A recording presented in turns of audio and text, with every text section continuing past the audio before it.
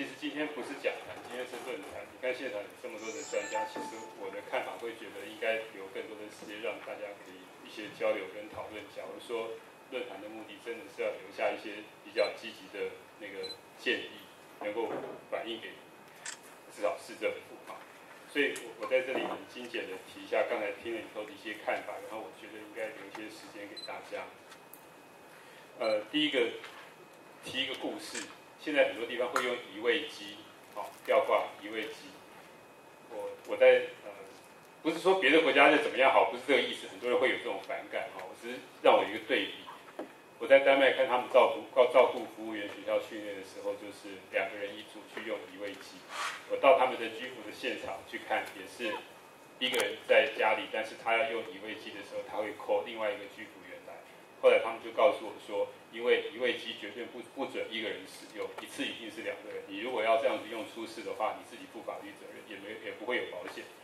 那我说的这个话的意思就是说，从训练到实务是一样。另外一个，因为他有工会，他尽一切所能的保护这个照服员。从他在学校教育就告诉他是这样，到那边去实际工作也是这样，这也是一种价值。好，那到了工作的场合、家里场合之后，扫把可以伸缩怎么样？是哥本哈根市政府发的，为的是要保障所有身高体重不同的照服员能够尽量避免伤害。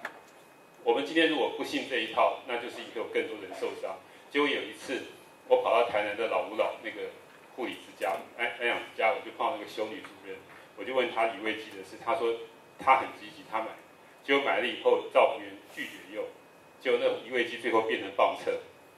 好，那这个例子说明了什么？就是说，观念知识的进步，其实还有使用习惯的改变，而不完全是说都是因为台湾没钱。台湾今天不要再讲这个神话，我们不是没有钱，绝对不是。好，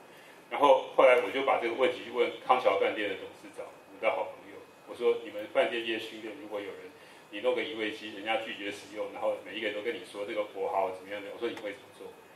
他说数据的统计要连续用21次以后，他才会内化成为愿意用这个新的事物。他说如果是他的话，他会连续7次，他示范，他做，他陪着居服员一起做。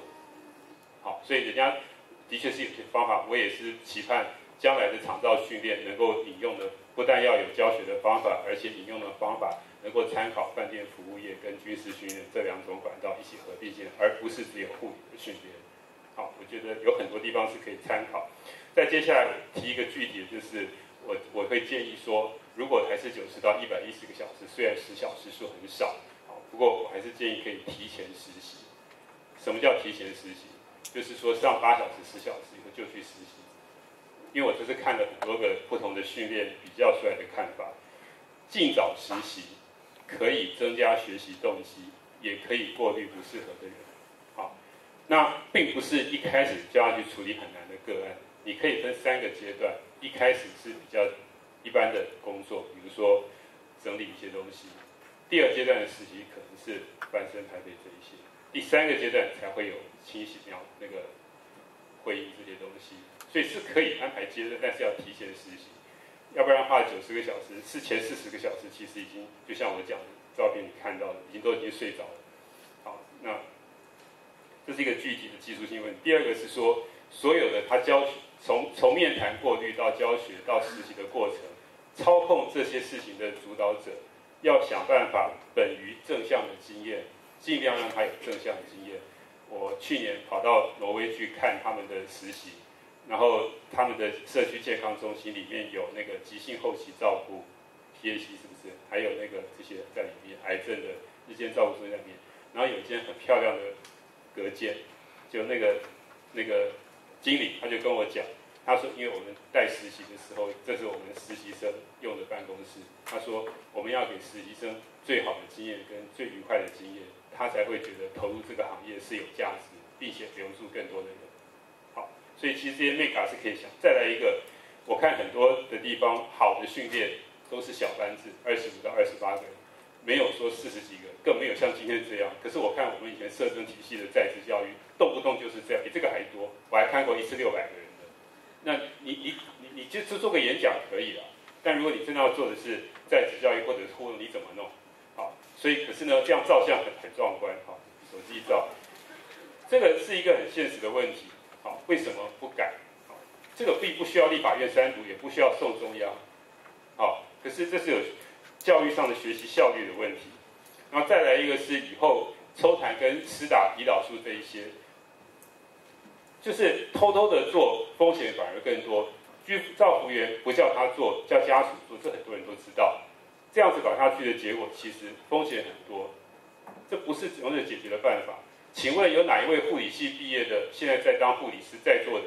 你出生就会抽痰的？也没有，你也是经过学习。如果你经过学习可以，为什么照服员的训练经过不可以给他学习这个？啊，你说那个要有背景知识怎么样？可以来设计课程，可是为什么不可以？不可以的结果造成的问题是哪些？好，还有一个是说，将来照服员会有很多配合别人的这个工作的沟通素养跟能力。我们举具体的例子啊，因为这边有 PTOT 的老师，现在为了这个节省资源的投注跟提早预防，所以会实施让那个物理治疗师到这个案主家里，然后跟居服员一起合作，好，然后评估之后，让居服员能够去教导、鼓励这个案主做尽量维持独立自主生活的一些运动。其实昨天、前天我在台北的浩然安养中心有个好朋友在那边负责物理治疗，其实这件事实在不是新鲜事。可是我每一次碰到 OTPT 的前辈都说这个没有，我们这早就在做，这观念都不是，只是我们没有落实而已。那没，可是呢，这件事情不是只有 PTOT 的事，是因为那个居服员、那个照服员他的配合。比如说我这次去丹麦看他们在做这个时候，他们照服员受训练，为什么？照服员要知道怎么跟案主沟通，才不会让案主觉得你们政府是不是不要我了？是不是因为你们钱不够了？所以你现在要叫我自己去做这个，自己去做那个。对各位来讲，这是小事一桩。今天等一下出去，你可以等于没听到。可是对于那个案主来讲，这就是世界的全部。好，所以其实我的意思说，将来照服员的训练跟想法里面有很多这些事。然后还有一个是要养成他的自信，这个是透过有一些学习，比如说一开始有认识自己的学习。我刚才在找高师大的网站，是因为我们这样的方法。让大家去做一些一开始的时候了解自己投入这个工作的长处、风险什么东西的，这个先整理过以后才出发，好，就好像那个什么保利达喝了再上一样，就这个弄完之后才开始进入训练。另外一个是开放式的学习，就是不要用那种考题的，好，就是告诉你哪一个考题答案是什么这种选择题，你真的在学习在现场的时候，怎么会是选择题跟是非题呢？所以就是要问他，或者是让他去做。比如说一个人糖尿病啊，然后以前那个一辈子都是那个护理师啊，现在他很难照顾，因为每次去照顾他就说，我以前都做护理师都怎么样哈，然后他现在的体重是多少怎么样？那这个是因为先前已经上过几门课，就给他出这个题目，他要学会自己去判断，自己去找资料，自己去决定对策，才拿来给老师看。这是照服员的训练方式，不是研究生，可是他做的方式是这样，他出去的思维是这样。所以有一天，如果他要执行健康促进的时候，他跟这个已经挛缩的老人说：“你现在可以下床，我鼓励你去上洗手间。”如果老人骂他的时候，他就可以很有自信的说：“你要听我的，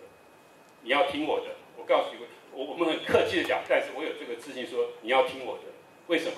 因为我有足够的沟通能力跟知识基础，来知道怎么跟你讲，让你相信说你要听我的。可是这个是需要养成过程。我们希望的照服员是这个样子。那如果是外籍看护，我会希望将来台湾的照服员训练能够给他们一些机会。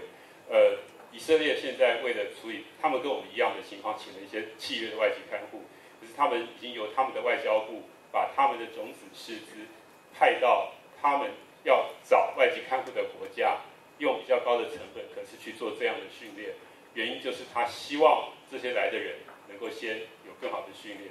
在丹麦的话，刚开始训练是带到美术馆去看以前丹麦的文化、丹麦的社会、丹麦的房子，来比较跟你的原生国有什么不同。我在日本碰到从越南去日本读介护学校的人，他告诉我他在越南的时候，他没有看过失智老人，因为很多人活不到失智老人的时候就死了，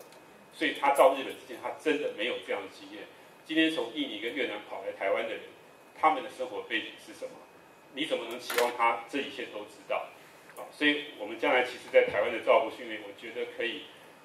再给外籍看护更多的一些机会。假如我们没有办法不用，或者是还有一些在这里的时候，方法很多。屏东县曾经劳工局做得很不错的事，他们在过去这1-2年，他们突破了一些别的县市认为完全不可能的限制，他们能够把一些看护跟老人一起请到同样一个社区的地方来做在职教育，所以其实这是很了不起的事情。所以我觉得外籍看护的部分不应该去忽略它。好，就先讲到这里吧，因为我觉得应该有更多的时间是论坛，这不是讲坛。好，谢谢周老师。